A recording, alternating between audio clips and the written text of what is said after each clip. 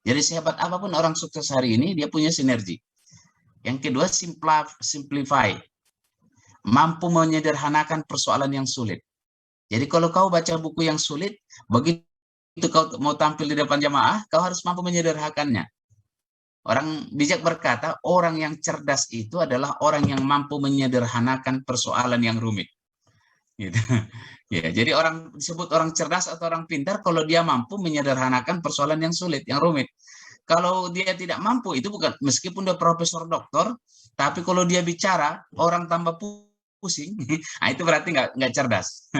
Gitu ya. Tapi andaikan pun orang itu bukan profesor doktor, tapi kalau dia bicara, orang paham, nah itu cerdas.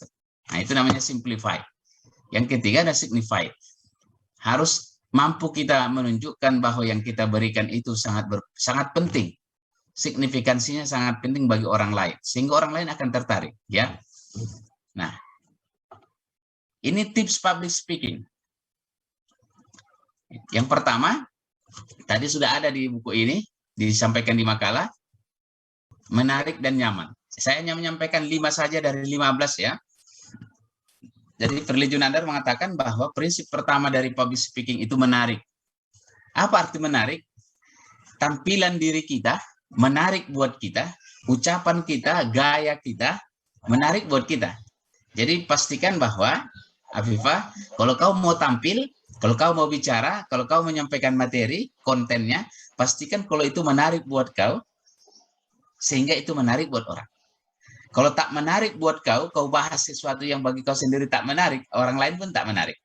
Kalau kau tampil dengan gaya seperti ini, dengan penampilan seperti ini, kalau kau merasa menarik, tertarik, wah, kau senang, orang lain akan ikut senang. Gitu. Yang kedua nyaman, kau harus nyaman. Kalau kau pakai kerudung macam ini, kalau kau pakai embel-embel apa, kau nyaman nggak? Nyaman, udah. Karena kalau kau tidak nyaman, itu nanti kau akan selalu terganggu dengan tampilan itu. Maka kalau kau mau tampil, tampillah saat kau merasa nyaman.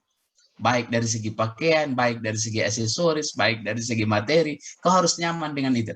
Jadi kalau kau nyamannya bicara tentang pendidikan anak, nah, kau bicara tentang itu, dan itu akan menarik dan nyaman. Buat orang lain pun nanti akan menarik dan nyaman. Jadi kita tidak akan berhasil dalam bicara depan orang kalau itu tidak menarik dan tidak nyaman buat kita, karena itu akan berpengaruh kepada orang lain juga tidak menarik dan tidak nyaman. Yang kedua, tipsnya kata beliau, public speaking yang berhasil adalah saat pesan disampaikan dengan benar, pendengar menerima dengan antusias. Walaupun hebat kita menyampaikan, tapi kalau kita sampaikan itu hoax, bohong, dusta, tipuan, itu tidak berhasil. Meskipun orang terpengaruh. Dan biasanya kan para penipu itu kan ahli dalam public speaking. Saya pernah tertipu, ibu keluarga kami tertipu karena yang ngomong itu sangat ahli, sehingga tidak ada sedikit keraguan pun bahwa dia penipu. Nah, itu. Jadi para penipu zaman sekarang itu belajar public speaking, mereka punya pelatihannya. Sama dengan copet, pencopet sekarang itu ahli-ahli. Kalau dia ketangkap sama polisi masuk ke penjara, tambah ahli dia. Karena ternyata di penjara itu banyak ahli copet dan mereka belajar lagi di penjara. Yang tadinya dia ketangkap sebagai copet, begitu keluar dari penjara dia menjadi pencuri. Yang masuk penjara pencuri, yang keluar jadi perampok gitu. Karena di penjara mereka belajar dengan orang-orang ahli di sana, ya. Yang ketiga, nah ini tadi yang pertanyaan dari Fadel nih. Tatap matanya sebagai ekspresi penghargaan. Wah, ini. Jadi kalau nanti saya sekarang aja nih, waktu kita kuliah daring ini, saya selalu melihat mata kalian satu persatu sampai saya lihat wajahnya gitu. Makanya kalau yang mematikan kamera saya nggak bisa lihat dan kita tidak ada kontak batin. Dan kalau ketemu nanti saya nggak menyapa kau karena aku tak kenal sama kau. Nah, gitu ya. Gitu. Jadi itu penting. Kontak mata itu penting ya.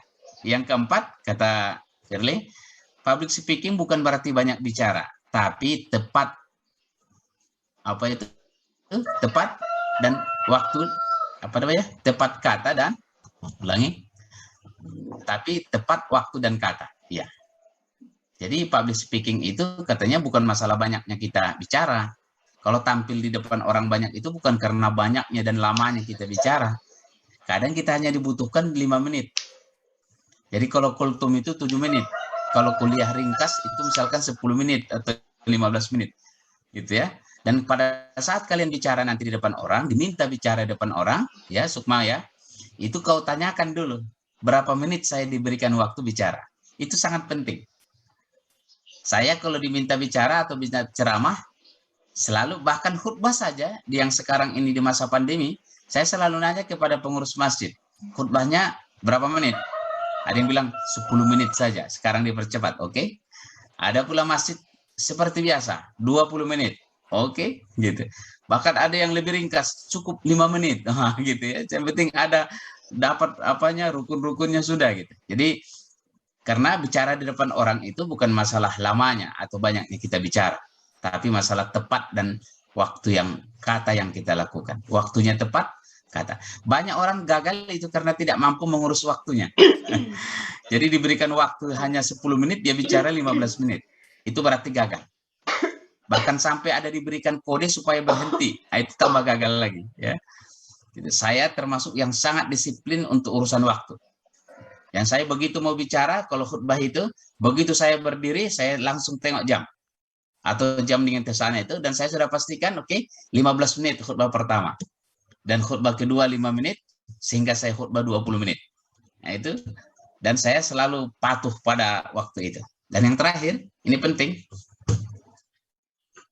Sekarang ini, bukan lagi just the way you are, tapi just the better you are. Apa artinya, Sukma? Sukma tahu artinya? Just the way you are, tapi just the better you are. Tahu artinya, Sukma?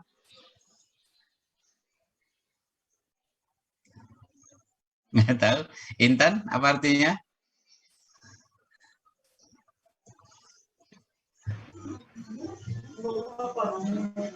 Jalan yang Afifah? terbaik.